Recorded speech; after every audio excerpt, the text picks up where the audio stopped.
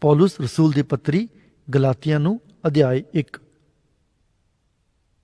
ਲਿਖਤਮ ਪੌਲੁਸ ਜਿਹੜਾ ਰਸੂਲ ਹਾਂ, ਮਨੁੱਖਾਂ ਦੇ ਵੱਲੋਂ ਨਹੀਂ, ਨਾ ਕਿਸੇ ਦੇ ਰਾਹੀਂ, ਸਗੋਂ ਯਿਸੂ ਮਸੀਹ ਦੇ ਅਤੇ ਪਿਤਾ ਪਰਮੇਸ਼ਰ ਦੇ ਰਾਹੀਂ, ਜਿਨੇ ਉਸ ਨੂੰ ਮੁਰਦਿਆਂ ਵਿੱਚੋਂ ਜਵਾਲਿਆ, ਅਤੇ ਉਹ ਸਭ ਭਰਾ ਜਿਹੜੇ ਮੇਰੇ ਨਾਲ ਹਨ।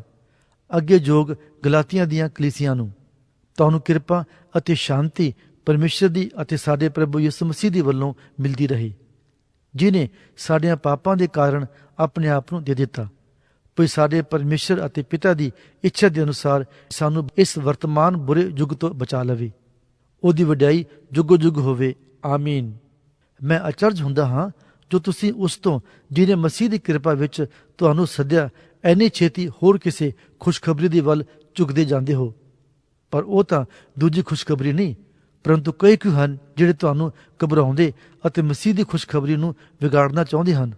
ਪਰ ਜੇਕਰ ਅਸੀਂ ਵੀ ਜਾਂ ਸੁਰਗ ਤੋਂ ਕੋਈ ਦੂਤ ਉਸ ਖੁਸ਼ਖਬਰੀ ਤੋਂ ਬਿਨਾਂ ਜਿਹੜੀ ਅਸਾਂ ਤੁਹਾਨੂੰ ਸੁਣਾਈ ਸੀ ਕੋਈ ਹੋਰ ਖੁਸ਼ਖਬਰੀ ਤੁਹਾਨੂੰ ਸੁਣਾਵੇ ਤਾਂ ਉਹ ਸਰਾਪਤ ਹੋਵੇ। ਜੇਕਰ ਅਸਾਂ ਅੱਗੇ ਕਿਹਾ ਹੈ ਤਿਕਰ ਮੈਂ ਹੁਣ ਫੇਰ ਵੀ ਆਖਦਾ ਹਾਂ, ਭਈ ਜੇ ਕੋਈ ਉਸ ਖੁਸ਼ਖਬਰੀ ਤੋਂ ਬਿਨਾਂ ਜਿਹੜੀ ਤੁਸੀਂ ਕਬੂਲ ਕੀਤੀ ਤੁਹਾਨੂੰ ਕੋਈ ਹੋਰ ਖੁਸ਼ਖਬਰੀ ਸੁਣਾਵੇ ਤਾਂ ਉਹ ਸਰਾਪਤ ਹੋਵੇ। ਕੀ ਮੈਂ ਹੁਣ ਮਨੁੱਖਾਂ ਨੂੰ ਮਨਾਉਂਦਾ ਹਾਂ ਜਾਂ ਪਰਮੇਸ਼ਰ ਨੂੰ, ਅਥਵਾ ਕੀ ਮੈਂ ਮਨੁੱਖਾਂ ਨੂੰ ਰਿਝਾਇਆ ਚਾਹੁੰਦਾ ਹਾਂ? ਜੇ ਮੈਂ ਅੱਜ ਤੋੜੀ ਮਨੁੱਖਾਂ ਨੂੰ ਰਿਝਾਉਂਦਾ ਰਹਿੰਦਾ ਤਾਂ ਮੈਂ ਮਸੀਹ ਦਾ ਦਾਸ ਨਾ ਹੁੰਦਾ। ਹੇ ਭਰਾਵੋ, ਮੈਂ ਉਸ ਖੁਸ਼ਖਬਰੀ ਦੇ ਵਿਖੇ ਜਿਹੜੀ ਮੈਂ ਸੁਣਾਈ ਸੀ ਤੁਹਾਨੂੰ ਚਿਤਾਰਦਾ ਹਾਂ, ਭਈ ਉਹ ਇਨਸਾਨ ਦੇ ਅਨੁਸਾਰ ਨਹੀਂ ਹੈ। ਉਹ ਮੈਨੂੰ ਨਾ ਤਾਂ ਇਨਸਾਨ ਕੋਲ ਮਿਲੀ, ਨਾ ਹੀ ਮੈਂ ਸਿਖਾਇਆ ਗਿਆ, ਸਗੋਂ ਉਹ ਯਿਸੂ ਮਸੀਹ ਦੇ ਪ੍ਰਕਾਸ਼ ਦੇ ਰਾਹੀਂ ਮੈਨੂੰ ਪ੍ਰਾਪਤ ਹੋਈ। ਕਿਉਂ ਜੋ ਯਹੂਦੀਆਂ ਦੇ ਮਤ ਵਿੱਚ ਜਿਹੜਾ ਅੱਗੇ ਮੇਰਾ ਚੱਲਣ ਸੀ, ਸੋ ਤੁਸਾਂ ਉਹਦੀ ਖਬਰ ਸੁਣੀ ਲਈ, ਭਈ ਮੈਂ ਪਰਮੇਸ਼ਰ ਦੀ ਕਲੀਸਿਆ ਨੂੰ ਹੱਦੋਂ ਬਾਹਰ ਸਤਾਉਂਦਾ ਅਤੇ ਉਹਨੂੰ ਬਰਬਾਦ ਕਰਦਾ ਸਾਂ, ਅਤੇ ਆਪਣੇ ਵੱਡਿਆਂ ਦੀਆਂ ਰੀਤਾਂ ਲਈ ਡਾਢਾ ਅਣਖੀ ਹੋ ਕੇ ਮੈਂ ਯਹੂਦੀਆਂ ਦੇ ਮਤ ਵਿੱਚ ਆਪਣੀ ਕੌਮ ਦੇ ਬਾਲੇ ਹਾਣੀਆਂ ਨਾਲੋਂ ਸਿਰ ਕੱਢ ਸਾਂ। ਪਰ ਜਦੋਂ ਉਹਦੀ ਜਿਨ ਮੈਨੂੰ ਮੇਰੀ ਮਾਤਾ ਦੀ ਕੁੱਖੋਂ ਹੀ ਵੱਖਰਾ ਕੀਤਾ ਅਤੇ ਆਪਣੀ ਕਿਰਪਾ ਨਾਲ ਸੱਦਿਆ, ਉਹ ਪਾਉਣੀ ਹੋਈ ਜੋ ਆਪਣੇ ਪੁੱਤਰ ਨੂੰ ਮੇਰੇ ਵਿੱਚ ਪ੍ਰਕਾਸ਼ ਕਰੇ, ਭਈ ਮੈਂ ਉਹਦੀ ਖੁਸ਼ਖਬਰੀ ਪਰਾਈਆਂ ਕੌਮਾਂ ਵਿੱਚ ਸੁਣਾਵਾਂ। ਤਦੋਂ ਹੀ ਮੈਂ ਮਾਸ ਅਤੇ ਲਹੂ ਤੋਂ ਸਲਾਹ ਨਾ ਪੁੱਛੀ, ਨਾ ਯਰੂਸ਼ਲਮ ਨੂੰ ਉਹਨਾਂ ਕੋਲ ਗਿਆ ਜਿਹੜੇ ਮੈਥੋਂ ਪਹਿਲਾਂ ਰਸੂਲ ਬਣੇ ਸਨ, ਸਗੋਂ ਮੈਂ ਅਰਬ ਨੂੰ ਚਲਿਆ ਗਿਆ ਅਤੇ ਫੇਰ ਦਮਸ਼ਕ ਨੂੰ ਮੁੜ ਆਇਆ। ਤਦ 3 ਵਰ੍ਹਿਆਂ ਦੇ ਪਿੱਛੋਂ ਕੇਫਾਸ ਦੇ ਦਰਸ਼ਨ ਕਰਨ ਲਈ ਮੈਂ ਯਰੂਸ਼ਲਮ ਨੂੰ ਗਿਆ ਅਤੇ ਉਹਦੇ ਕੋਲ 15 ਦਿਨ ਰਿਹਾ। ਪਰ ਪ੍ਰਭੂ ਦੇ ਭਰਾ ਯਕੂਬ ਤੋਂ ਬਿਨਾਂ ਮੈਂ ਰਸੂਲਾਂ ਵਿੱਚੋਂ ਕਿਸੇ ਹੋਰ ਨੂੰ ਨਹੀਂ ਡਿਠਾ। ਹੁਣ ਜਿਹੜੀਆਂ ਗੱਲਾਂ ਤੁਹਾਨੂੰ ਲਿਖਦਾ ਹਾਂ, ਵੇਖੋ ਪਰਮੇਸ਼ਰ ਦੇ ਅੱਗੇ ਕਹਿੰਦਾ ਹਾਂ, ਮੈਂ ਝੂਠ ਨਹੀਂ ਬੋਲਦਾ। ਉਹਦੇ ਮਗਰੋਂ ਮੈਂ ਸੂਰੀਆ ਅਤੇ ਕਿਲਿਕਿਆ ਦੇ ਇਲਾਕਿਆਂ ਵਿੱਚ ਗਿਆ ਅਤੇ ਯਹੂਦੀਆਂ ਦੀਆਂ ਕਲੀਸਿਆਂ ਨੂੰ ਜੋ ਮਸੀਹ ਵਿੱਚ ਸਨ ਅਜੇ ਮੇਰੇ ਚਿਹਰੇ ਦੀ ਸ਼ਾਨ ਵੀ ਨਾ ਸੀ, ਪਰ ਨਿਰਾ ਉਹ ਸੁਣਦੀਆਂ ਸਨ, ਭਈ ਜਿਹੜਾ ਸਾਨੂੰ ਅੱਗੇ ਸਤਾਉਂਦਾ ਸੀ ਉਹ ਹੁਣ ਉਹ ਨੇਚਾ ਦੀ ਖੁਸ਼ਖਬਰੀ ਸੁਣਾਉਂਦਾ ਹੈ ਜਿਹਨੂੰ ਅੱਗੇ ਬਰਬਾਦ ਕਰਦਾ ਸੀ, ਅਤੇ ਉਹਨਾਂ ਮੇਰੇ ਕਾਰਨ ਪਰਮੇਸ਼ਰ ਦੀ ਵਡਿਆਈ ਕੀਤੀ।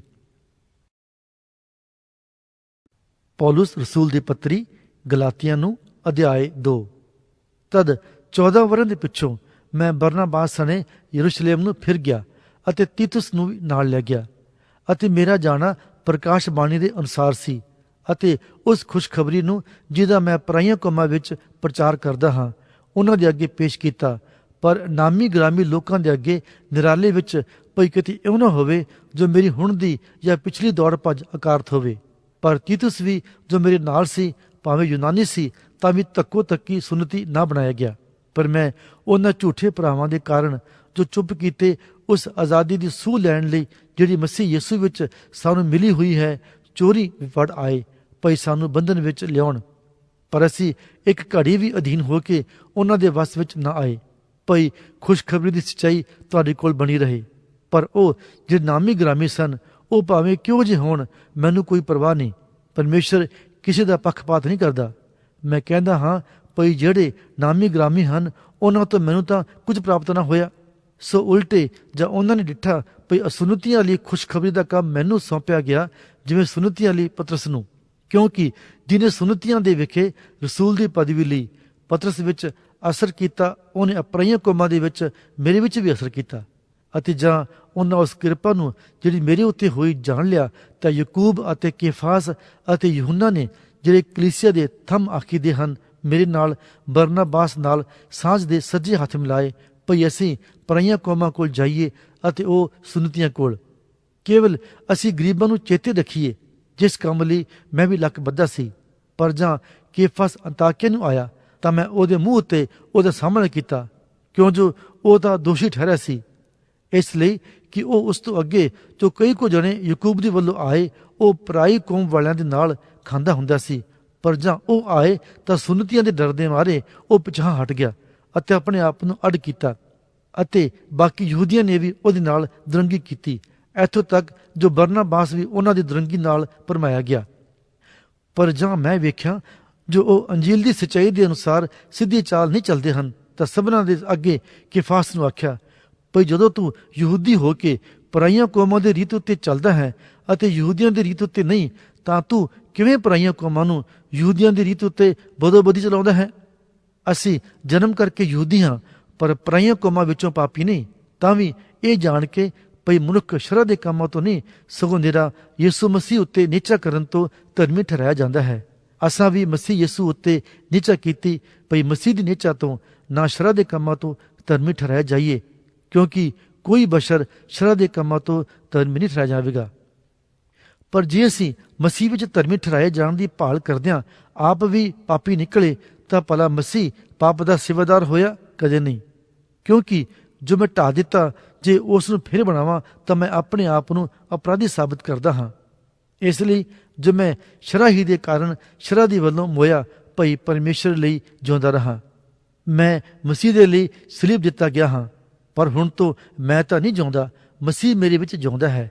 ਅਤੇ ਹੁਣ ਜਿਹੜਾ ਜੀਵਨ ਸਰੀਰ ਵਿੱਚ ਭੋਗਦਾ ਹਾਂ, ਸੋ ਪਰਮੇਸ਼ਰ ਦੇ ਪੁੱਤਰ ਉੱਤੇ ਨਿਚਾ ਨਾਲ ਭੋਗਦਾ ਹਾਂ, ਜਿਹਨੇ ਮੇਰੇ ਨਾਲ ਪ੍ਰੇਮ ਕੀਤਾ ਅਤੇ ਆਪਣੇ ਆਪ ਨੂੰ ਮੇਰੇ ਲਈ ਦੇ ਦਿੱਤਾ। ਮੈਂ ਪਰਮੇਸ਼ਰ ਦੀ ਕਿਰਪਾ ਨੂੰ ਅਕਾਰਥ ਨਹੀਂ ਕਰਦਾ, ਕਿਉਂਕਿ ਜੇ ਸ਼ਰਅ ਦੇ ਰਾਹੀਂ ਧਰਮ ਪ੍ਰਾਪਤ ਹੁੰਦਾ ਤਾਂ ਮਸੀਹ ਐਵੇਂ ਹੀ ਮੋਇਆ। ਪੌਲੁਸ ਰਸੂਲ ਦੀ ਪੱਤਰੀ ਗਲਾਤੀਆਂ ਨੂੰ ਅਧਿਆਇ 3। ਹੇ ਮੂਰਖ ਗਲਾਤੀਓ, ਕਿਹਨੇ ਤੁਹਾਡੇ ਉੱਤੇ ਜਾਦੂ ਪਾ ਲਏ, ਜਿਨ੍ਹਾਂ ਦੀ ਅੱਖਾਂ ਦੇ ਸਾਹਮਣੇ ਯਿਸੂ ਮਸੀਹ ਸਲੀਬ ਉੱਤੇ ਚਾੜਿਆ ਹੋਇਆ ਸਰੀਹਣ ਪ੍ਰਸਿੱਧ ਕੀਤਾ ਗਿਆ। ਮੈਂ ਤੁਹਾਥੋਂ ਨਿਰਾ ਇੰਨਾ ਮਾਲੂਮ ਕਰਨਾ ਚਾਹੁੰਦਾ ਹਾਂ ਭਈ ਤੁਹਾਨੂੰ ਸ਼ਰਅ ਦੇ ਕੰਮਾਂ ਤੋਂ ਆਤਮਾ ਪ੍ਰਾਪਤ ਹੋਇਆ ਅਥਵਾ ਨਿਚੇ ਦੇ ਸੁਨੇਹੇ ਤੋਂ। ਕੀ ਤੁਸੀਂ ਇਹੋ ਜਿਹੇ ਮੂਰਖ ਹੋ? ਭਲਾ ਆਤਮਾ ਦੇ ਦੁਆਰਾ ਆਰੰਭ ਕਰਕੇ ਤੁਸੀਂ ਸਰੀਰ ਦੁਆਰਾ ਸਮਾਪਤ ਕਰਦੇ ਹੋ? ਕੀ ਤੁਸੀਂ ਇੰਨੇ ਦੁੱਖਾਂ ਨੂੰ ਐਵੇਂ ਝੱਲਿਆ? ਜੇ ਸੱਚੀ ਮੁੱਚੀ ਐਵੇਂ ਹੀ ਹੋਵੇ, ਫਿਰ ਜਿਹੜਾ ਤੁਹਾਨੂੰ ਆਤਮਾ ਦਿੰਦਾ ਹੈ ਅਤੇ ਤੁਹਾਡੇ ਵਿੱਚ ਕਰਾਮਾਤਾਂ ਵਿਖਾਉਂਦਾ ਹੈ, ਸੋ ਸ਼ਰਅ ਦੇ ਕੰਮਾਂ ਤੋਂ ਜਾਂ ਨਿਚਾ ਦੇ ਸੁਨੇਹੇ ਤੋਂ ਇਹ ਕਰਦਾ ਹੈ। ਜਿਵੇਂ ਅਬਰਾਹਮ ਨੇ ਪਰਮੇਸ਼ਰ ਦੀ ਪ੍ਰਤੀਤ ਕੀਤੀ ਅਤੇ ਇਹ ਉਹਦੇ ਲਈ ਧਰਮ ਗਿਣੀ ਗਈ। ਸੋ ਜਾਣ ਛੱਡੋ ਪਰ ਜਿਹੜੇ ਪ੍ਰਤੀਤ ਵਾਲੇ ਹਨ ਉਹ ਅਬਰਾਹਮ ਦੇ ਪੁੱਤਰ ਹਨ, ਅਤੇ ਧਰਮ ਪੁਸਤਕ ਨੇ ਅੱਗੋਂ ਇਹ ਵੇਖ ਕੇ ਭਈ ਪਰਮੇਸ਼ਰ ਪਰਾਈਆਂ ਕੌਮਾਂ ਨੂੰ ਨਿਚਾ ਦੇ ਰਾਹੀਂ ਧਰਮੀ ਠਹਿਰਾਵੇਗਾ, ਅਬਰਾਹਮ ਨੂੰ ਅੱਗੋਂ ਹੀ ਖੁਸ਼ਖਬਰੀ ਸੁਣਾਈ ਭਈ ਸਭ ਕੌਮਾਂ ਤੇਰੇ ਵਿੱਚ ਮੁਬਾਰਕ ਹੋਣਗੀਆਂ। ਸੋ ਜਿਹੜੇ ਨਿਚਾ ਵਾਲੇ ਹਨ ਉਹ ਨਿਚਾਵਾਨ ਅਬਰਾਹਮ ਦੇ ਨਾਲ ਮੁਬਾਰਕ ਹਨ, ਕਿਉਂਕਿ ਜਿਨ੍ਹਾਂ ਸ਼ਰਅ ਦੇ ਕੰਮਾਂ ਉੱਤੇ ਭਰੋਸਾ ਰੱਖਦੇ ਹਨ ਉਹ ਸ਼ਰਾਪ ਦੇ ਹੇਠਾਂ ਹਨ, ਕਿਉਂ ਜੋ ਇਹ ਲਿਖਿਆ ਹੋਇਆ ਹੈ ਕਿ ਸ਼ਰਾਪਤ ਹੋਵੇ ਹਰ ਇੱਕ ਜਿਹੜਾ ਉਹਨਾਂ ਸਭਨਾਂ ਗੱਲਾਂ ਦੇ ਕਰਨ ਵਿੱਚ ਜਿਹੜੀਆਂ ਸ਼ਰਅ ਦੇ ਪੁਸਤਕ ਵਿੱਚ ਲਿਖੀਆਂ ਹਨ ਲੱਗਾ ਨਹੀਂ ਰਹਿੰਦਾ। ਹੁਣ ਇਹ ਗੱਲ ਪ੍ਰਗਟ ਹੈ ਕਿ ਪਰਮੇਸ਼ਰ ਦੇ ਅੱਗੇ ਸ਼ਰਅ ਤੋਂ ਧਰਮੀ ਕੋਈ ਨਹੀਂ ਠਹਿਰਦਾ। ਇਸ ਲਈ ਜੋ ਧਰਮੀ ਨਿਚਾ ਤੋਂ ਜਿਉਂਦਾ ਰਹੇਗਾ, ਅਤੇ ਸ਼ਰਅ ਨੂੰ ਨਿਚਾ ਨਾਲ ਕੁਝ ਵਾਸਤਾ ਨਹੀਂ, ਸਗੋਂ ਜਿਹਨੇ ਉਹਨਾਂ ਹੁਕਮਾਂ ਦੀ ਪਾਲਣਾ ਕੀਤੀ ਸੋ ਉਹਨਾਂ ਤੋਂ ਜਿਉਂਦਾ ਰਹੇਗਾ। ਮਸੀਹ ਨੇ ਸਾਨੂੰ ਮੁੱਲ ਲੈ ਕੇ ਸ਼ਰਅ ਦੇ ਸ਼ਰਾਪ ਤੋਂ ਛੁਡਾਇਆ, ਇਸ ਕਰਕੇ ਜੋ ਉਹ ਸਾਡੇ ਲਈ ਸ਼ਰਾਪ ਬਣਿਆ, ਕਿਉਂ ਜੋ ਲਿਖਿਆ ਹੋਇਆ ਹੈ ਭਈ ਸ਼ਰਾਪੀ ਹੈ ਹਰੇਕ ਜਿਹੜਾ ਰੁੱਖ ਉੱਤੇ ਟੰਗਿਆ ਜਾਂਦਾ ਹੈ। ਭਈ ਅਬਰਾਹਮ ਦੀ ਬਰਕਤ ਮਸੀਹ ਯਿਸੂ ਵਿੱਚ ਪਰਾਈਆਂ ਕੌਮਾਂ ਉੱਤੇ ਹੋਵੇ, ਤਾਂ ਜੋ ਅਸੀਂ ਉਸ ਆਤਮਾ ਦੇ ਬਚਨ ਨੂੰ ਨਿਚਾ ਦੇ ਰਾਹੀਂ ਪ੍ਰਾਪਤ ਕਰੀਏ। ਹੇ ਭਰਾਵੋ, ਮੈਂ ਮਨੁੱਖ ਵਾਂਗੂ ਬੋਲਦਾ ਹਾਂ, ਭਾਵੇਂ ਮਨੁੱਖ ਦਾ ਵਸੀਅਤਨਾਮਾ ਹੀ ਹੋਵੇ, ਪਰ ਜਾਂ ਉਹ ਪੱਕਾ ਹੋ ਗਿਆ ਤਾਂ ਕੋਈ ਉਸ ਵਿੱਚ ਨਾ ਭੰਗ ਪਾਉਂਦਾ ਨਾ ਵਾਅਦਾ ਕਰਦਾ ਹੈ। ਹੁਣ ਅਬਰਾਹਮ ਅਤੇ ਉਸ ਦੀ ਅੰਸ ਨੂੰ ਬਚਨ ਦਿੱਤੇ ਗਏ ਸਨ। ਉਹ ਨਹੀਂ ਕਹਿੰਦਾ ਅੰਸਾਂ ਨੂੰ ਜਿਵੇਂ ਬਾਲਿਆਂ ਦੇ ਲਈ, ਪਰ ਜਿਵੇਂ ਇੱਕ ਦੇ ਲਈ ਕਹਿੰਦਾ ਹੈ, ਅਰਥਾਤ ਤੇਰੀ ਅੰਸ ਨੂੰ, ਸੋ ਮਸੀਹ ਹੈ। ਹੁਣ ਮੈਂ ਇਹ ਆਖਦਾ ਹਾਂ ਭਈ ਉਸ ਨੇਮ ਨੂੰ ਜੋ ਪਰਮੇਸ਼ਰ ਨੇ ਅੱਗੇ ਹੀ ਬੰਨਿਆ ਹੈ, ਸੋ ਸ਼ਰਅ ਜਿਹੜੀ ਉਸ ਤੋਂ 430 ਵਰ੍ਹਿਆਂ ਦੇ ਪਿੱਛੇ ਆਈ ਉਸ ਨੂੰ ਅਕਾਰਥ ਨਹੀਂ ਕਰਦੀ ਭਈ ਉਹ ਬਚਨ ਅਵਿਰਥਾ ਹੋ ਜਾਵੇ। ਕਿਉਂਕਿ ਜੇ ਅਧਿਕਾਰ ਸ਼ਰਅ ਤੋਂ ਹੁੰਦਾ ਤਾਂ ਫਿਰ ਬਚਨ ਤੋਂ ਨਹੀਂ, ਪਰੰਤੂ ਪਰਮੇਸ਼ਰ ਨੇ ਅਬਰਾਹਮ ਲਈ ਉਹਨੂੰ ਬਚਨ ਦੇ ਰਾਹੀਂ ਦਾਨ ਕੀਤਾ ਹੈ। ਫਿਰ ਸ਼ਰ੍ਹਾ ਕੀ ਹੈ? ਉਹ ਅਪਰਾਧਾਂ ਦੇ ਕਾਰਨ ਨਾਲ ਰਲਾਈ ਗਈ ਕਿ ਜਿੰਨਾ ਚਿਰ ਉਹ ਅੰਸ਼ ਜਿਹਨੂੰ ਬਚਨ ਦਿੱਤਾ ਹੋਇਆ ਹੈ ਨਾ ਆਵੇ, ਉਹ ਬਣੀ ਰਹੇ, ਅਤੇ ਉਹ ਦੂਤਾਂ ਦੇ ਰਾਹੀਂ ਇੱਕ ਵਿਚੋਲੇ ਦੇ ਹੱਥੀਂ ਠਹਿਰਾਈ ਗਈ। ਹੁਣ ਵਿਚੋਲਾ ਇੱਕ ਤਾਂ ਨਹੀਂ ਹੁੰਦਾ, ਪਰੰਤੂ ਪਰਮੇਸ਼ਰ ਇੱਕੋ ਹੈ। ਫਿਰ ਭਲਾ ਸ਼ਰ੍ਹਾ ਪਰਮੇਸ਼ਰ ਦੇ ਬਚਨ ਦੇ ਵਿਰੁੱਧ ਹੈ? ਕਦੇ ਨਹੀਂ, ਕਿਉਂਕਿ ਜੇਕਰ ਅਜਿਹੀ ਸ਼ਰ੍ਹਾ ਦਿੱਤੀ ਹੋਈ ਹੁੰਦੀ ਜਿਹੜੀ ਜੀਵਨ ਦੇ ਸਕਦੀ ਤਾਂ ਧਰਮ ਸੱਚੀ-ਮੁੱਚੀ ਸ਼ਰ੍ਹਾ ਤੋਂ ਪ੍ਰਾਪਤ ਹੁੰਦਾ। ਪਰ ਧਰਮ ਪੁਸਤਕ ਨੇ ਸਭਨਾਂ ਨੂੰ ਪਾਪ ਦੇ ਹੇਠਾਂ ਬੰਦ ਕਰ ਛੱਡਿਆ। ਭਈ ਉਹ ਬਚਨ ਜਿਹੜਾ ਯਿਸੂ ਮਸੀਹ ਉੱਤੇ ਨਿਹਚਾ ਕਰਨ ਤੋਂ ਮਿਲਦਾ ਹੈ, ਨਿਹਚਾ ਕਰਨ ਵਾਲਿਆਂ ਨੂੰ ਦਿੱਤਾ ਜਾਵੇ।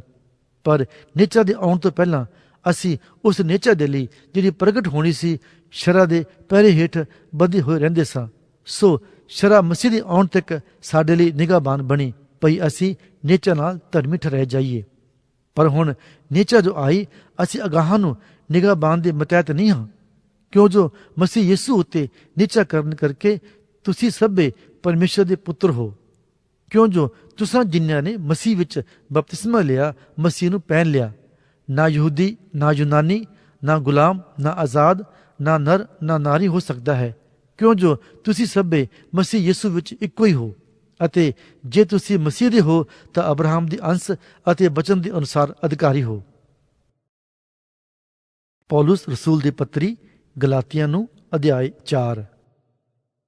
ਹੁਣ ਮੈਂ ਆਖਦਾ ਹਾਂ ਵੀ ਅਧਿਕਾਰੀ ਜਿੰਨਾ ਚਿਰ ਬਾਲਕ ਹੈ, ਉਹ ਉਸ ਵਿੱਚ ਅਤੇ ਗੁਲਾਮ ਵਿੱਚ ਕੁਝ ਭਿੰਨ ਭੇਤ ਨਹੀਂ, ਭਾਵੇਂ ਉਹ ਸਭ ਦਾ ਮਾਲਕ ਹੈ, ਪਰ ਉਸ ਮਿਆਦ ਤੱਕ ਜੋ ਪਿਤਾ ਨੇ ਪਹਿਲਾਂ ਠਹਿਰਾਈ ਹੈ, ਸਰਬਰਾਹਾਂ ਅਤੇ ਮੁਖਤਿਆਰਾਂ ਦੇ ਮਤਹਿਤ ਹੈ। ਤਿਵੇਂ ਅਸੀਂ ਵੀ ਜਦ ਬਾਲਕ ਸਾਂ ਤਦ ਸੰਸਾਰੀ ਮੂਲ ਗੱਲਾਂ ਦੇ ਬੰਧਨ ਵਿੱਚ ਸਾਂ। ਪਰ ਜਾਂ ਸਮਾਂ ਪੂਰਾ ਹੋਇਆ ਤਾਂ ਪਰਮੇਸ਼ਰ ਨੇ ਆਪਣੇ ਪੁੱਤਰ ਨੂੰ ਘੱਲਿਆ, ਜਿਹੜਾ ਤੀਵੀਂ ਤੋਂ ਜੰਮਿਆ ਅਤੇ ਸ਼ਰ੍ਹਾ ਦੇ ਮਤਹਿਤ ਜੰਮਿਆ, ਇਸ ਲਈ ਜੋ ਮੁੱਲ ਦੇ ਕੇ ਉਹਨਾਂ ਨੂੰ ਜਿਹੜੇ ਸ਼ਰ੍ਹਾ ਦੇ ਮਤਹਿਤ ਹਨ ਛੁਡਾਵੇ, ਭਈ ਲੇਪਾਲਕ ਪੁੱਤਰ ਹੋਣ ਦੀ ਪਦਵੀ ਸਾਨੂੰ ਪ੍ਰਾਪਤ ਹੋਵੇ। ਅਤੇ ਤੁਸੀਂ ਜੋ ਪੁੱਤਰ ਹੋ, ਇਸੇ ਕਾਰਨ ਪਰਮੇਸ਼ਰ ਨੇ ਆਪਣੇ ਪੁੱਤਰ ਦੀ ਆਤਮਾ ਨੂੰ ਸਾਡੇ ਦਿਲਾਂ ਵਿੱਚ ਘੱਲ ਦਿੱਤਾ, ਜਿਹੜਾ ਅੱਬਾ ਅਰਥਾਤ ਹੇ ਪਿਤਾ ਪੁਕਾਰਦਾ ਹੈ। ਸੋ ਤੂੰ ਅਗਾਂਹ ਨੂੰ ਗੁਲਾਮ ਨਹੀਂ, ਸਗੋਂ ਪੁੱਤਰ ਹੈ, ਅਤੇ ਜੇ ਪੁੱਤਰ ਹੈ ਤਾਂ ਪਰਮੇਸ਼ਰ ਦੇ ਰਾਹੀਂ ਅਧਿਕਾਰੀ ਵੀ ਹੈ।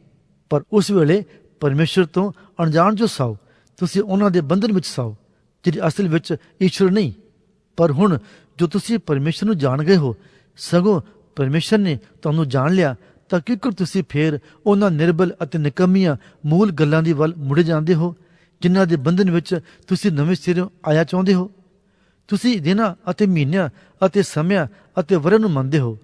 ਤੁਹਾਡੇ ਲਈ ਮੈਂ ਡਰਦਾ ਹਾਂ, ਭਾਈ ਕਿਤੇ ਇਉਂ ਨਾ ਹੋਵੇ ਜੋ ਮੈਂ ਤੁਹਾਡੇ ਲਈ ਐਵੇਂ ਮਿਹਨਤ ਕੀਤੀ ਹੋਵੇ। ਹੇ ਭਰਾਵੋ, ਤੁਹਾਡੇ ਅੱਗੇ ਬੇਨਤੀ ਕਰਦਾ ਹਾਂ, ਭਾਈ ਤੁਸੀਂ ਮੇਰੇ ਜਿਹੇ ਬਣੋ, ਇਸ ਲਈ ਜੋ ਮੈਂ ਵੀ ਤੁਹਾਡੇ ਜਿਹਾ ਬਣਿਆ ਹਾਂ।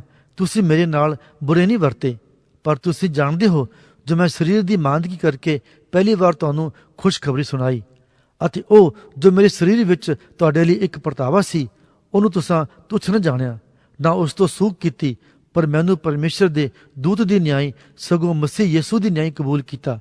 ਸੋ ਹੁਣ ਤੁਹਾਡਾ ਧੰਨਵਾਦ ਕਿੱਥੇ ਗਿਆ, ਕਿਉਂ ਜੋ ਮੈਂ ਤੁਹਾਡੇ ਲਈ ਸਾਖੀ ਭਰਦਾ ਹਾਂ, ਭਈ ਜੇ ਹੋ ਸਕਦਾ ਤਾਂ ਤੁਸੀਂ ਆਪਣੀਆਂ ਅੱਖਾਂ ਵੀ ਕੱਢ ਕੇ ਮੈਨੂੰ ਦੇ ਦਿੰਦੇ। ਫਿਰ ਕੀ ਮੈਂ ਤੁਹਾਨੂੰ ਸੱਚੀ ਗੱਲ ਆਖਣ ਨਾਲ ਤੁਹਾਡਾ ਵੈਰੀ ਬਣ ਗਿਆ?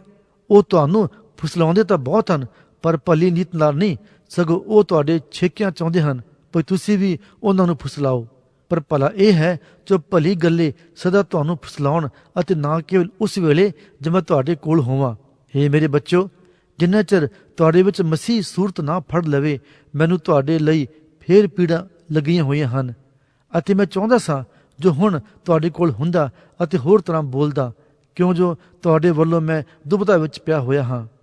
ਤੁਸੀਂ ਜੋ ਸ਼ਰ੍ਹਾ ਦੇ ਮਤਹਿਤ ਹੋਣਾ ਚਾਹੁੰਦੇ ਹੋ, ਮੈਨੂੰ ਦੱਸੋ, ਭਲਾ ਤੁਸੀਂ ਸ਼ਰ੍ਹਾ ਨੂੰ ਨਹੀਂ ਸੁਣਦੇ?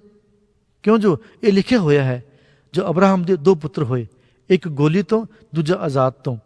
ਪਰ ਜਿਹੜਾ ਗੋਲੀ ਤੋਂ ਹੋਇਆ ਉਹ ਸਰੀਰ ਦੇ ਅਨੁਸਾਰ ਜੰਮਿਆ, ਪਰੰਤੂ ਜਿਹੜਾ ਆਜ਼ਾਦ ਤੋਂ ਹੋਇਆ ਉਹ ਬਚਨ ਦੇ ਕਾਰਨ ਜੰਮਿਆ। ਇਹ ਦ੍ਰਿਸ਼ਟਾਂਤ ਦੀਆਂ ਗੱਲਾਂ ਹਨ। ਅਰਥ ਇਹ ਹੈ ਜੋ ਇਹ ਤੀਵੀਆਂ 2 ਨੇਮ ਹਨ। ਇੱਕ ਤਾਂ ਸੀਨਾ ਪਹਾੜੋਂ ਹੈ ਜੋ ਗੁਲਾਮੀ ਲਈ ਜਣਦੀ ਹੈ, ਇਹ ਹਾਜਰਾ ਹੈ। ਪਰ ਯਰੂਸ਼ਲਮ ਜੋ ਤਹਾਂ ਹੈ ਉਹ ਆਜ਼ਾਦ ਹੈ, ਉਹ ਸਾਡੀ ਮਾਤਾ ਹੈ। ਕਿਉਂ ਜੋ ਲਿਖਿਆ ਹੋਇਆ ਹੈ, ਹੇ ਬਾਂਝ ਜੈਕਾਰਾ ਜਾ, ਤੂੰ ਜੋ ਨਹੀਂ ਜਣੀ, ਖੁੱਲ੍ਹ ਕੇ ਗਾ ਅਤੇ ਚਿੱਲਾ, ਤੂੰ ਜਿਹਨੂੰ ਪੀੜਾਂ ਨਹੀਂ ਲੱਗੀਆਂ। ਕਿਉਂ ਜੋ ਛੁੱਟੜ ਦੇ ਬੱਚੇ ਸੁਹਾਗਣ ਦੇ ਬੱਚਿਆਂ ਨਾਲੋਂ ਵੱਧ ਹਨ, ਪਰ हे ਭਰਾਵੋ, ਅਸੀਂ ਇਸਹਾਕ ਵਾਂਗੂ ਬਚਨ ਦੀ ਸੰਤਾਨ ਹਾਂ। ਪਰ ਜਿਵੇਂ ਉਸ ਸਮੇਂ ਉਹ ਜਿਹੜਾ ਸਰੀਰ ਦੇ ਅਨੁਸਾਰ ਜੰਮਿਆ ਉਹਨੂੰ ਸਤਾਉਂਦਾ ਸੀ, ਜਿਹੜਾ ਆਤਮਾ ਦੇ ਅਨੁਸਾਰ ਜੰਮਿਆ ਸੀ, ਤਿਵੇਂ ਹੁਣ ਵੀ ਹੁੰਦਾ ਹੈ। ਪਰ ਧਰਮ ਪੁਸਤਕ ਕੀ ਆਖਦਾ ਹੈ? ਗੋਲੀ ਅਤੇ ਉਸ ਦੇ ਪੁੱਤਰ ਨੂੰ ਕੱਢ ਦੇ, ਕਿਉਂ ਜੋ ਗੋਲੀ ਦਾ ਪੁੱਤਰ ਆਜ਼ਾਦ ਦੇ ਪੁੱਤਰ ਨਾਲ ਅਧਿਕਾਰੀ ਨਹੀਂ ਹੋਵੇਗਾ। ਇਸ ਲਈ हे ਭਰਾਵੋ, ਅਸੀਂ ਗੋਲੀ ਦੇ ਨਹੀਂ ਸਗੋਂ ਆਜ਼ਾਦ ਦੀ ਸੰਤਾਨ ਹਾਂ। ਪੌਲੁਸ ਰਸੂਲ ਦੀ ਪੱਤਰੀ ਗਲਾਤੀਆਂ ਨੂੰ ਅਧਿਆਇ 5। ਆਜ਼ਾਦੀ ਲਈ ਮਸੀਹ ਨੇ ਸਾਨੂੰ ਆਜ਼ਾਦ ਕੀਤਾ, ਇਸ ਲਈ ਦ੍ਰਿੜ ਰਹੋ ਅਤੇ ਗੁਲਾਮੀ ਦੇ ਜੂਲੇ ਹੇਠਾਂ ਮੁੜ ਕੇ ਨਾ ਝੁਕੋ। ਵੇਖੋ, ਮੈਂ ਪੌਲੁਸ ਤੁਹਾਨੂੰ ਆਖਦਾ ਹਾਂ, ਭਈ ਜੇ ਤੁਸੀਂ ਸੁਨਤ ਕਰਾਓ ਤਾਂ ਮਸੀਹ ਕੋਲੋਂ ਤੁਹਾਨੂੰ ਕੁਝ ਲਾਭ ਨਾ ਹੋਵੇਗਾ। ਸਗੋਂ ਮੈਂ ਹਰੇਕ ਮਨੁੱਖ ਉੱਤੇ ਜਿਹੜਾ ਸੁਨਤ ਕਰਾਉਂਦਾ ਹੈ ਫਿਰ ਸਾਖੀ ਕਰਦਾ ਹਾਂ, ਜੋ ਉਹ ਸਾਰੀ ਸ਼ਰ੍ਹਾ ਨੂੰ ਪੂਰੀਆਂ ਕਰਨ ਦਾ ਕਰਜ਼ਾਈ ਹੈ, ਤਾਂ ਜੋ ਸ਼ਰ੍ਹਾ ਨਾਲ ਧਰਮੀ ਬਣਨਾ ਚਾਹੁੰਦੇ ਹੋ ਸੋ ਮਸੀਹ ਤੋਂ ਅੱਡ ਹੋ ਗਏ ਹੋ। ਤੁਸੀਂ ਕਿਰਪਾ ਤੋਂ ਡਿੱਗ ਗਏ ਹੋ। ਅਸੀਂ ਤਾਂ ਆਤਮਾ ਦੇ ਕਾਰਨ ਨਿਹਚਾ ਨਾਲ ਧਰਮ ਦੀ ਆਸ ਦੀ ਉਡੀਕ ਕਰਦੇ ਹਾਂ, ਕਿਉਂ ਜੋ ਮਸੀਹ ਯਿਸੂ ਵਿੱਚ ਨਾ ਤਾਂ ਸੁਨਤ ਨਾ ਹੀ ਅਸੁਨਤ ਤੋਂ ਕੁਝ ਬਣਦਾ ਹੈ, ਸਗੋਂ ਨਿਹਚਾ ਤੋਂ ਜਿਹੜੀ ਪ੍ਰੇਮ ਦੇ ਰਾਹੀਂ ਗੁਣਕਾਰ ਹੁੰਦੀ ਹੈ। ਤੁਸੀਂ ਤਾਂ ਚੰਗੀ ਤਰ੍ਹਾਂ ਦੌੜੇ ਸਾਓ। ਕਿਹਨੇ ਤੁਹਾਨੂੰ ਡੱਕ ਦਿੱਤਾ ਭਈ ਤੁਸੀਂ ਸੱਚਾਈ ਨੂੰ ਨਾ ਮੰਨੋ? ਇਹ ਖਚਰ ਵਿਦਿਆ ਤੁਹਾਡੇ ਸੱਦਣ ਵਾਲੇ ਦੇ ਵੱਲੋਂ ਨਹੀਂ, ਥੋੜ੍ਹਾ ਜਿਹਾ ਖਮੀਰ ਸਾਰੀ ਤੌਣ ਨੂੰ ਖਮੀਰੇ ਕਰ ਦਿੰਦਾ ਹੈ। ਮੈਨੂੰ ਪ੍ਰਭੂ ਵਿੱਚ ਤੁਹਾਡੇ ਵੱਲੋਂ ਭਰੋਸਾ ਹੈ ਜੋ ਤੁਸੀਂ ਹੋਰ ਖਿਆਲ ਨਾ ਕਰੋਗੇ। ਪਰ ਜਿਹੜਾ ਤੁਹਾਨੂੰ ਘਬਰਾਉਂਦਾ ਹੈ ਉਹ ਭਾਵੇਂ ਕੋਈ ਵੀ ਹੋਵੇ ਆਪਣੀ ਸਜ਼ਾ ਭੋਗੇਗਾ। ਪਰ ਇਹ ਭਰਾਵੋ, ਜੇ ਮੈਂ ਹੁਣ ਤੀਕ ਸੁਨਤ ਦੀ ਮੁਨਾਦੀ ਕਰਦਾ ਹਾਂ ਤਾਂ ਹੁਣ ਤੀਕ ਸਤਾਇਆ ਕਿਉਂ ਜਾਂਦਾ? ਤਦ ਸਲੀਬ ਦੀ ਠੋਕਰ ਤਾਂ ਰਹੀ ਨਾ। ਕਾਸ਼ ਕਿ ਉਹ ਜਿਹੜੇ ਤੁਹਾਨੂੰ ਭਰਮਾਉਂਦੇ ਹਨ ਆਪਣੇ ਲਿੰਗ ਵੱਢ ਲੈਂਦੇ ਹਨ। ਹੇ ਭਰਾਵੋ, ਤੁਸੀਂ ਤਾਂ ਆਜ਼ਾਦੀ ਲਈ ਸੱਦੇ ਗਏ ਸਾਓ, ਪਰ ਆਪਣੀ ਆਜ਼ਾਦੀ ਨੂੰ ਸਰੀਰ ਲਈ ਅਵਸਰ ਜਾਣ ਕੇ ਨਾ ਵਰਤੋ, ਸਗੋਂ ਪ੍ਰੇਮ ਦੇ ਰਾਹੀਂ ਇੱਕ ਦੂਏ ਦੀ ਟਹਿਲ ਸੇਵਾ ਕਰੋ।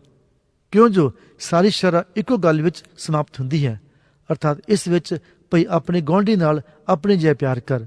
ਪਰ ਜੇ ਤੁਸੀਂ ਇੱਕ ਦੂਏ ਨੂੰ ਚੱਕੀ ਪਾੜ ਖਾਓ ਤਾਂ ਵੇਖਣਾ ਭਈ ਤੁਸੀਂ ਇੱਕ ਦੂਏ ਤੋਂ ਕਿਤੇ ਨਾਸ ਨਾ ਹੋ ਜਾਓ।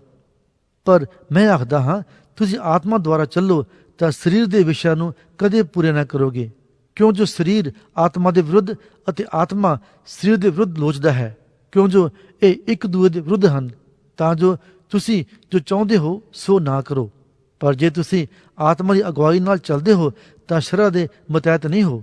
ਹੁਣ ਸਰੀਰ ਦੇ ਕੰਮ ਤਾਂ ਪ੍ਰਗਟ ਹਨ, ਉਹ ਇਹ ਹਨ: ਹਰਾਮਕਾਰੀ, ਗੰਦਮੰਦ, ਲੁਚਪੁਣਾ, ਮੂਰਤੀ ਪੂਜਾ, ਜਾਦੂਗਰੀ, ਵੈਰ, ਝਗੜੇ, ਹਸਦ, ਕ੍ਰੋਧ, ਧੜੇਬਾਜ਼ੀਆਂ, ਫੁੱਟਾਂ, ਬਿਦਤਾਂ, ਖਾਰ, ਨਸ਼ੇ, ਬਦਮਸਤੀਆਂ ਅਤੇ ਹੋਰ ਇਹੋ ਜਿਹੇ ਕੰਮ।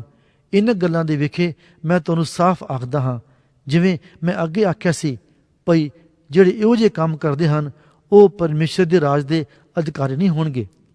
ਪਰ ਆਤਮਾ ਦਾ ਫਲ ਇਹ ਹੈ: ਪ੍ਰੇਮ, ਆਨੰਦ, ਸ਼ਾਂਤੀ, ਧੀਰਜ, ਦਿਆਲਗੀ, ਭਲਾਈ, ਵਫਾਦਾਰੀ, ਨਰਮਾਈ, ਸੰਜਮ। ਇਹੋ ਜਿਹੀਆਂ ਗੱਲਾਂ ਦੇ ਵਿਰੁੱਧ ਕੋਈ ਸ਼ਰ੍ਹਾ ਨਹੀਂ ਹੈ। ਅਤੇ ਜਿਹੜੇ ਮਸੀਹ ਯਿਸੂ ਦੇ ਹਨ ਉਹਨਾਂ ਨੇ ਸਰੀਰ ਨੂੰ ਉਹਨਾਂ ਦੀਆਂ ਕਾਮਨਾ ਅਤੇ ਵਿਸ਼ਿਆਂ ਸਣੇ ਸਲੀਬ ਉੱਤੇ ਚਾੜ ਦਿੱਤਾ। ਜੇ ਅਸੀਂ ਆਤਮਾ ਦੁਆਰਾ ਜਿਉਂਦੇ ਹਾਂ ਤਾਂ ਆਤਮਾ ਦੁਆਰਾ ਚੱਲੀਏ ਵੀ। ਅਸੀਂ ਫੋਕਾ ਘਮੰਡ ਨਾ ਕਰੀਏ ਭਈ ਇੱਕ ਦੂਏ ਨੂੰ ਖਿਝਾਈਏ ਅਤੇ ਇੱਕ ਦੂਏ ਨਾਲ ਖਾਰ ਕਰੀਏ। ਪੌਲੁਸ ਰਸੂਲ ਦੀ ਪੱਤਰੀ ਗਲਾਤੀਆਂ ਨੂੰ ਅਧਿਆਇ 6। ਹੇ ਭਰਾਵੋ, ਜੇ ਕੋਈ ਮਨੁੱਖ ਕਿਸੇ ਅਪਰਾਧ ਵਿੱਚ ਫੜਿਆ ਵੀ ਜਾਵੇ ਤਾਂ ਤੁਸੀਂ ਜਿਹੜੇ ਆਤਮਿਕ ਹੋ ਅਜਿਹੇ ਮਨੁੱਖ ਨੂੰ ਨਰਮਾਈ ਦੇ ਸੁਭਾਅ ਨਾਲ ਸੁਧਾਰੋ, ਅਤੇ ਤੂੰ ਆਪਣੇ ਆਪ ਵੱਲ ਧਿਆਨ ਰੱਖ, ਮਤੇ ਤੂੰ ਵੀ ਪਰਤਾਈ ਵਿੱਚ ਪਵੇਂ। ਤੁਸੀਂ ਇੱਕ ਦੂਏ ਦੇ ਭਾਰ ਚੁੱਕ ਲਵੋ ਅਤੇ ਇਉਂ ਮਸੀਹ ਦੀ ਸ਼ਰ੍ਹਾ ਨੂੰ ਪੂਰੀਆਂ ਕਰੋ। ਕਿਉਂਕਿ ਜੋ ਕੋਈ ਆਪਣੇ ਆਪ ਨੂੰ ਕੁਝ ਸਮਝੇ ਅਤੇ ਹੋਵੇ ਕੁਝ ਵੀ ਨਾ, ਤਾਂ ਉਹ ਆਪਣੇ ਆਪ ਨੂੰ ਧੋਖਾ ਦਿੰਦਾ ਹੈ। ਪਰ ਹਰੇਕ ਆਪਣੇ ਹੀ ਕੰਮ ਨੂੰ ਪਰਖੇ, ਤਦ ਉਹਨੂੰ ਨਿਰੇ ਆਪਣੇ ਵੱਲ ਨਾ ਦੂਏ ਦੇ ਵੱਲ ਅਪਮਾਨ ਪ੍ਰਾਪਤ ਹੋਵੇਗਾ। ਕਿਉਂ ਜੋ ਹਰੇਕ ਨੂੰ ਆਪਣੇ ਭਾਰ ਚੁੱਕਣਾ ਪਵੇਗਾ। ਪਰ ਜਿਹੜਾ ਬਾਣੀ ਦੀ ਸਿੱਖਿਆ ਲੈਂਦਾ ਹੈ ਉਹ ਸਿਖਾਉਣ ਵਾਲੇ ਨੂੰ ਸਾਰਿਆਂ ਪਦਾਰਥਾਂ ਵਿੱਚ ਸਾਂਝੀ ਕਰੇ। ਤੁਸੀਂ ਧੋਖਾ ਨਾ ਖਾਓ। ਪਰਮੇਸ਼ਰ ਠੱਠਿਆਂ ਵਿੱਚ ਨਹੀਂ ਉਡਾਈਦਾ, ਕਿਉਂਕਿ ਮਨੁੱਖ ਜੋ ਕੁਝ ਬੀਜਦਾ ਹੈ ਸੋ ਹੀ ਵੱਢੇਗਾ ਵੀ। ਜਿਹੜਾ ਆਪਣੇ ਸਰੀਰ ਲਈ ਬੀਜਦਾ ਹੈ ਉਹ ਸਰੀਰੋਂ ਵਿਨਾਸ਼ ਨੂੰ ਵੱਢੇਗਾ, ਅਤੇ ਜਿਹੜਾ ਆਤਮਾ ਲਈ ਬੀਜਦਾ ਹੈ ਉਹ ਆਤਮਾ ਤੋਂ ਸਦੀਵਕ ਜੀਵਨ ਨੂੰ ਵੱਢੇਗਾ। ਅਤੇ ਭਲਾਈ ਕਰਦਿਆਂ ਅਸੀਂ ਅੱਕ ਨਾ ਜਾਈਏ, ਕਿਉਂਕਿ ਜੇ ਹੌਸਲਾ ਨਾ ਹਾਰੀਏ ਤਾਂ ਵੇਲੇ ਸਿਰ ਵੱਢਾਂਗੇ। ਉਪਰੰਤ ਜਿਵੇਂ ਸਾਨੂੰ ਮੌਕਾ ਮਿਲੇ ਅਸੀਂ ਸਭਨਾਂ ਨਾਲ ਭਲਾ ਕਰੀਏ, ਪਰ ਨਿਜ ਕਰਕੇ ਨੀਚਾਵਾਨਾਂ ਦੇ ਨਾਲ। ਵੇਖੋ, ਮੈਂ ਆਪਣੇ ਹੱਥੀਂ ਕਿੱਡੇ ਮੋਟੇ ਅੱਖਰ ਨਾਲ ਤੁਹਾਨੂੰ ਲਿਖਿਆ ਹੈ। ਜਿੰਨੇ ਲੋਕ ਸਰੀਰ ਵਿੱਚ ਵੱਡਾ ਵਿਖਾਵਾ ਵਿਖਾਉਣਾ ਚਾਹੁੰਦੇ ਹਨ, ਉਹ ਬਦੋ ਬਦੀ ਤੁਹਾਡੀ ਸੁਨਤ ਕਰਾਉਂਦੇ ਹਨ, ਨਿਰਾ ਇਸ ਕਰਕੇ ਜੋ ਉਹ ਮਸੀਹ ਦੀ ਸਲੀਬ ਦੇ ਕਾਰਨ ਸਤਾਏ ਨਾ ਜਾਣ। ਕਿਉਂਕਿ ਜਿਹੜੇ ਸੁਨਤੀ ਹਨ ਉਹ ਆਪ ਵੀ ਸ਼ਰ੍ਹਾ ਦੀ ਪਾਲਣਾ ਨਹੀਂ ਕਰਦੇ, ਪਰ ਉਹ ਤੁਹਾਡੀ ਸੁਨਤ ਕਰਾਈ ਚਾਹੁੰਦੇ ਹਨ ਭਈ ਤੁਹਾਡੇ ਹੀ ਸਰੀਰ ਉੱਤੇ ਅਪਮਾਨ ਕਰਨ। ਪਰ ਮੈਥੋਂ ਇਹ ਨਾ ਹੋਵੇ ਜੋ ਮੈਂ ਕਿਸੇ ਗੱਲ ਉੱਤੇ ਅਪਮਾਨ ਕਰਾਂ, ਬਿਨਾਂ ਸਾਡੇ ਪ੍ਰਭੂ ਯਿਸੂ ਮਸੀਹ ਦੇ ਸਲੀਬ ਦੇ, ਜਿਹਦੇ ਰਾਹੀਂ ਸੰਸਾਰ ਮੇਰੀ ਵੱਲੋਂ ਅਤੇ ਮੈਂ ਸੰਸਾਰ ਦੀ ਵੱਲੋਂ ਸਲੀਬ ਉੱਤੇ ਚੜਾਇਆ ਗਿਆ। ਕਿਉਂ ਜੋ ਨਾ ਤਾਂ ਸੁਨਤ ਨਾ ਹੀ ਅਸੁਨਤ ਕੁਝ ਹੈ, ਸਗੋਂ ਨਵੀਂ ਸ੍ਰਿਸ਼ਟ। ਅਤੇ ਜਿਨਨੇ ਇਸ ਮਰਜ਼ਾਦਾ ਉੱਤੇ ਚੱਲਣ ਉਹਨਾਂ ਨੂੰ ਸ਼ਾਂਤੀ ਔਰ ਰਹਿਮ ਪ੍ਰਾਪਤ ਹੋਵੇ। ਨਾਲੇ ਪਰਮੇਸ਼ਰ ਦੇ ਇਸਰਾਏਲ ਨੂੰ ਅਗਾਹਾਂ ਨੂੰ ਕੋਈ ਮੈਨੂੰ ਦੁੱਖ ਨਾ ਦੇਵੇ, ਕਿਉਂ ਜੋ ਮੈਂ ਆਪਣੀ ਦੇਹ ਉੱਤੇ ਯਿਸੂ ਦੇ ਦਾਗਾਂ ਨੂੰ ਲਈ ਫਿਰਦਾ ਹਾਂ। ਹੇ ਭਰਾਵੋ, ਸਾਡੇ ਪ੍ਰਭੂ ਯਿਸੂ ਮਸੀਹ ਦੀ ਕਿਰਪਾ ਤੁਹਾਡੇ ਆਤਮਾ ਦੇ ਨਾਲ ਰਹੇ। ਆਮੀਨ।